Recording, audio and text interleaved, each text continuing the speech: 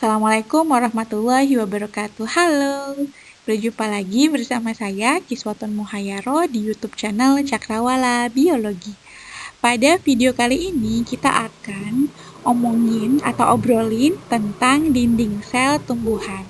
Simak videonya sampai selesai ya, dan jangan lupa untuk tekan tombol subscribe-nya dan juga aktifkan lonceng pemberitahuannya. Berbicara tentang dinding sel, bagian ini merupakan karakteristik yang ada hanya pada tumbuhan, sedangkan pada hewan itu nggak ada. Namun, makhluk hidup lain ada yang memiliki dinding sel seperti pada bakteri, kemudian fungi, dan juga alga. Walaupun sebenarnya bahan serta strukturnya berbeda ya antara satu dengan yang lainnya.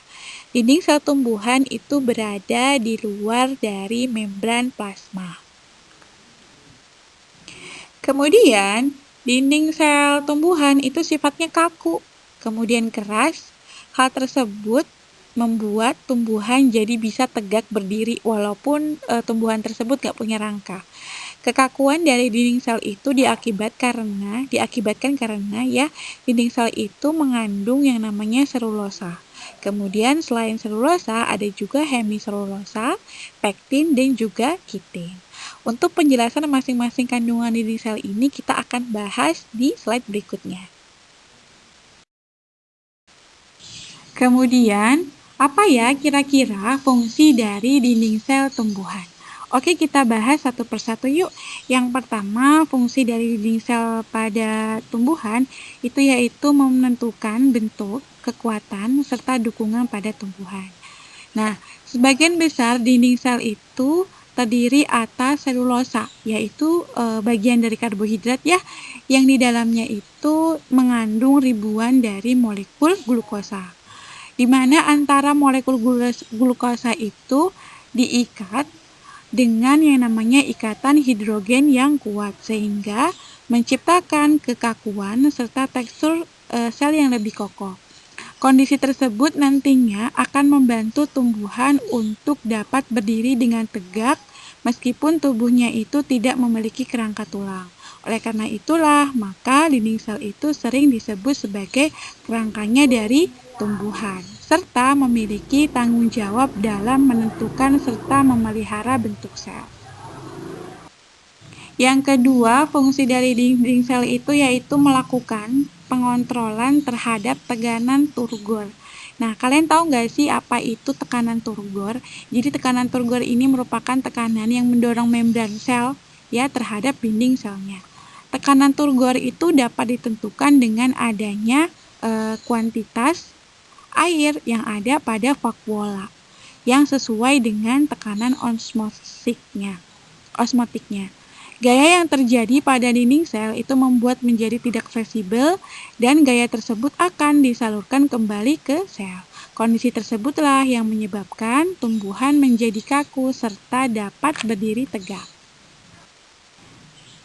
Namun perlu diperhatikan ya, keseimbangan antara tekanan turgor tersebut dengan kekakuan pada dinding sel.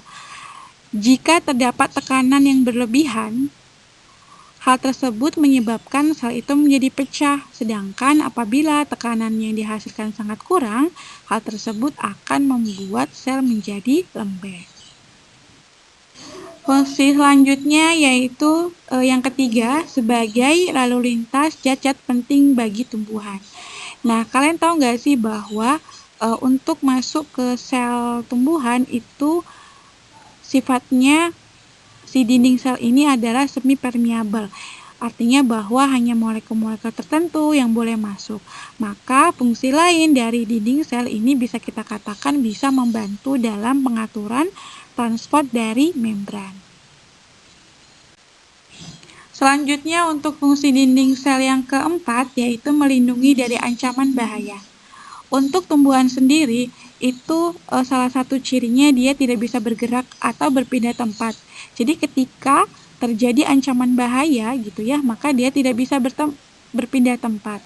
Nah, maka tumbuhan harus memiliki perlindungan dari bahaya tersebut. Dengan kemampuannya yang dapat menjadikan tumbuhan kaku serta serta dapat melindungi tumbuhan dari adanya stres mekanik sel, maka dinding sel ini telah dianggap sebagai garis pertahanan pertama pada tumbuhan dalam upaya perlindungan dari serangan patogen serta mikroorganisme berbahaya lainnya. Fungsi yang kelima, dinding sel tumbuhan itu digunakan sebagai tempat penyimpanan dari karbohidrat. Hasil fotosintesis berupa karbohidrat itu bisa disimpan dalam dinding sel. Jadi nanti sewaktu-waktu bisa digunakan sebagai berbagai keadaan yang mengerikan maupun dapat digunakan oleh tumbuhan pada proses metabolisme lainnya. Dan terakhir, fungsi dari dinding sel tumbuhan itu sebagai sumber signal. Setelah kita mengetahui definisi dari dinding sel dan juga fungsi dinding sel tumbuhan, kemudian bagaimana ya struktur dari dinding sel itu sendiri? Nah, teman-teman di sini bisa dilihat gambar pada slide ini yang menjelaskan tentang struktur dari dinding sel pada tumbuhan. Di mana pada gambar ini sel tumbuhan pada bagian dinding selnya ya itu diperbesar dan terlihat struktur dari dinding sel itu sendiri. Berdasarkan perkembangan dan strukturnya, dinding sel itu dibagi menjadi 3. Yang pertama adalah lamela tengah, yang kedua ada dinding primer, dan ketiga ada dinding sekunder.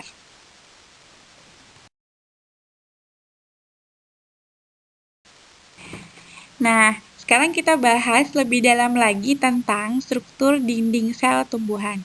Coba perhatikan gambar di slide ini, terutama gambar pada bagian atas kanan. Ya. Berdasarkan gambar tersebut, terlihat struktur dinding sel tumbuhan yang berlapis-lapis, dimulai dari lamela tengah. Lamela tengah ini berdekatan atau menempel dengan lamela tengah pada sel tetangga, ya, sel tetangganya. Kemudian di bagian dalam dari lamela tengah itu ada dinding primer. Selanjutnya di bagian dalam dari dinding primer itu ada dinding sekunder. Nah, untuk dinding sekunder ini sangat unik ya. Kenapa disebut unik? Karena strukturnya bukan hanya terdiri dari satu lapisan, tetapi ada 3 lapisan yang menyusun dari dinding sekunder ini. Ada apa saja? Nah, kalian bisa lihat, perhatikan gambar pada bagian bagian bawah, baik itu kanan dan kiri ya. Nah, itu terlihat susunan dan struktur dari dinding sel.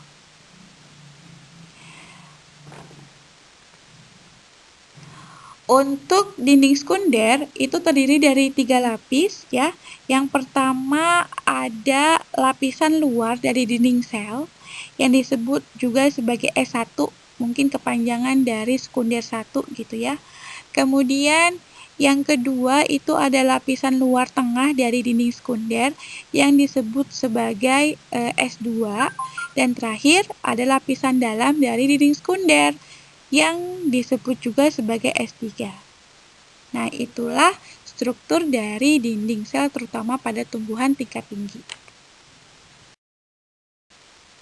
Struktur dinding sel tumbuhan yang pertama akan kita bahas adalah lamela tengah, di mana lamela tengah ini merupakan bagian dari dinding sel yang berada berdampingan dan juga berdekatan dengan lamela tengah sel tetangganya.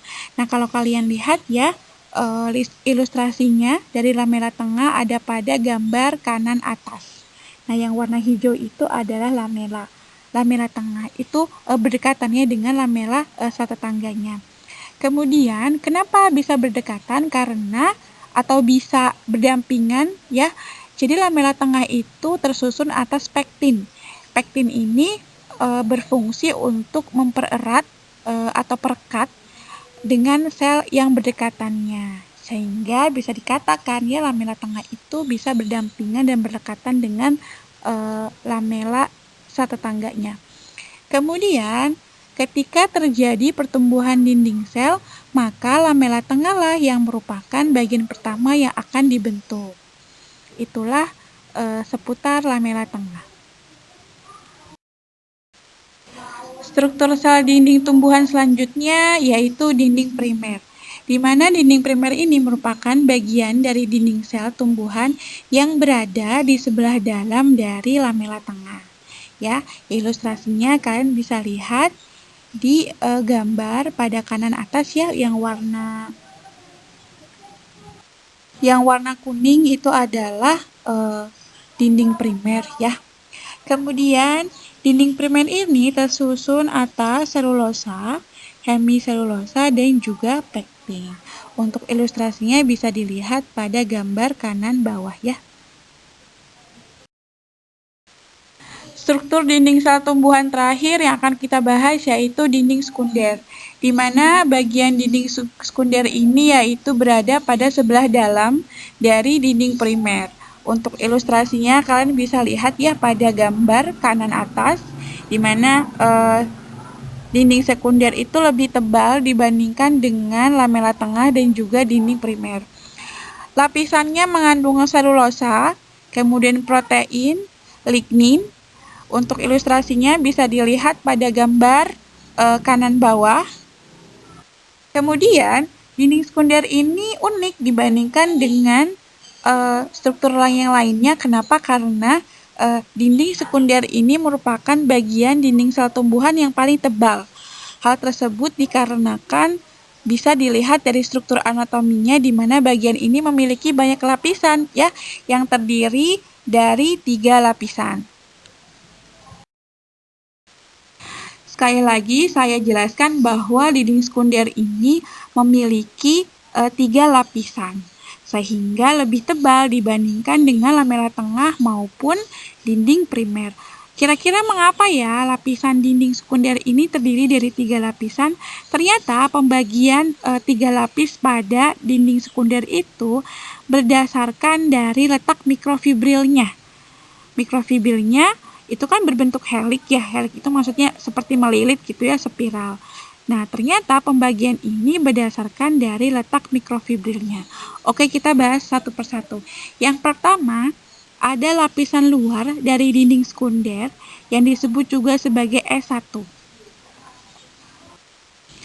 Untuk S1 itu mungkin kepanjangan dari sekunder 1 gitu ya. Nah, dalam S1 ini kemiringan heliksnya itu membentuk sudut besar dengan sumbu panjang sel sehingga letak mikrofibrilnya hampir datar. Kalian bisa lihat di gambar pada slide ini. Yang kedua, lapisan tengah dinding sekunder atau disebut juga sebagai S2.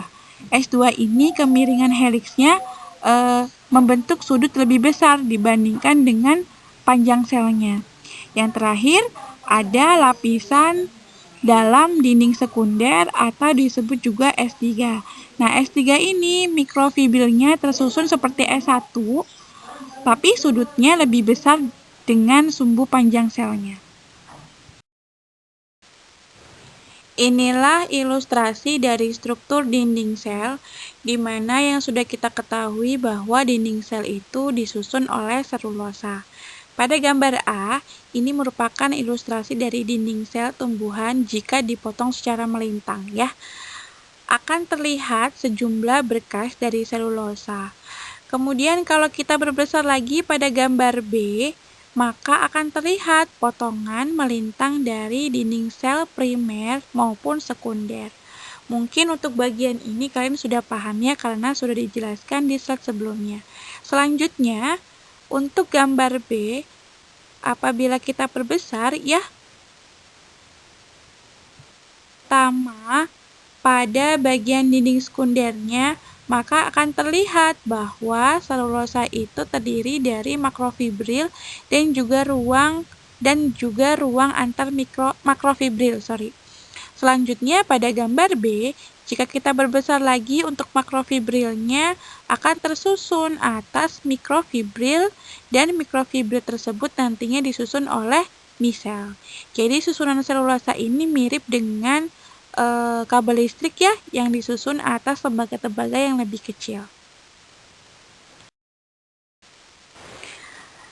Bagaimana ya pembentukan dinding sel tumbuhan itu? Pada tumbuhan, selama tahap telofase, nukleus dikelilingi oleh mikrotubula dan juga Re. Adanya mikrotubula dan juga Re atau disebut juga sebagai retikulum endoplasma itu termasuk ke dalam fragmoplas. Gambarnya bisa kalian lihat pada gambar A. Kemudian Re nanti akan menghasilkan vesikula yang berisi bahan untuk membangun dinding sel. Vesikula ini nantinya akan berkumpul di garis ekuator atau tengah membentuk papan sel atau plat sel ya yang kalian bisa lihat pada gambar B. Plat sel itu atau papan sel memiliki struktur yang terdiri dari lamela tengah, dinding primer, dan juga plasmolema atau disebut juga sebagai membran plasma. Ilustrasinya bisa kalian lihat pada gambar B. Plat sel atau papan sel ini makin lama akan menggeser fragmoplas ke arah dinding sel yang induk. Selanjutnya, plat sel ini akan mendorong fragmoplas ya tadi ke arah dinding sel induk. Kemudian fragmoplasnya akan terurai ketika mendekati tepi dari dinding sel si induknya. Plasmalema yang baru akan bersatu dengan plasmalema sel induk. Kemudian dinding sel yang baru itu akan mencapai dinding sel induk. Nah, dinding sel yang baru ini akan terus menumbuh, membesar gitu ya, sehingga dinding sel yang induknya tadi akan tertekan dan juga rusak. Nah, itulah pembentukan dari dinding sel tumbuhan. Jadi, pembentukan dinding sel tumbuhan itu dilakukan setelah pembelahan inti atau disebut juga sebagai karyokinesis pada tahapan pembelahan sel ya, sitokinesis. Masih ingat nggak apa aja tahapan pada pembelahan sel? Ada beberapa tahap ya, yaitu ada profase, metafase, anafase, dan telofase.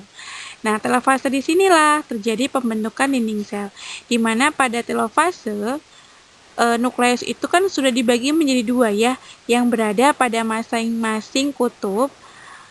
Kemudian dilanjutkan dengan sitokinesis atau pembelahan sel. Untuk pembelahan selnya itu kalian bisa lihat pada gambar di atas ya, di slide ini.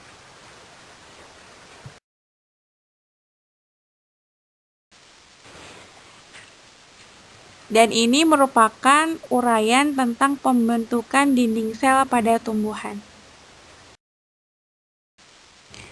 Pernahkah kalian berpikir bagaimana caranya sel itu bisa berkomunikasi dengan sel lainnya atau sel tetangganya? Sedangkan dinding sel itu dibentuk pada tumbuhan dengan struktur yang cukup kuat, kemudian kaku dan juga tebal.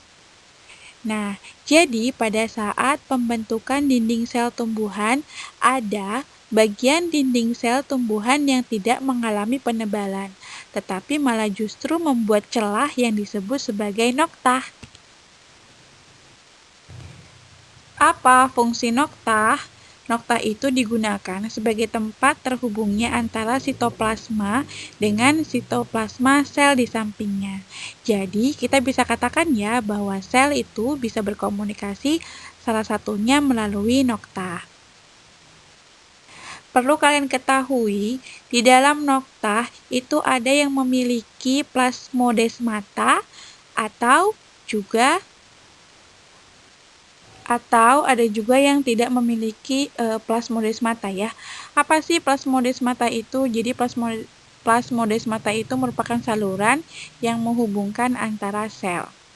Nah, untuk ilustrasi dari noktah itu kalian bisa lihat pada gambar di slide ini ya. Nah, pit ini diartikan sebagai noktah.